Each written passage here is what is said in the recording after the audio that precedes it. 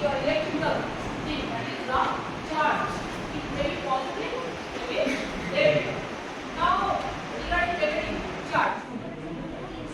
If you go to this outer, the outer face, that is, this is called stator.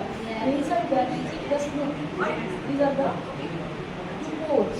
Actually, basically, here, there are magnets. On some pole, there are the windings. So, these are the electromagnets. And when you give the power, these electromagnets are energized. Okay. So, this is also a whole thing that is called the stator. There are two things. One is stator, another one is rotor. The rotor is that is actually armature.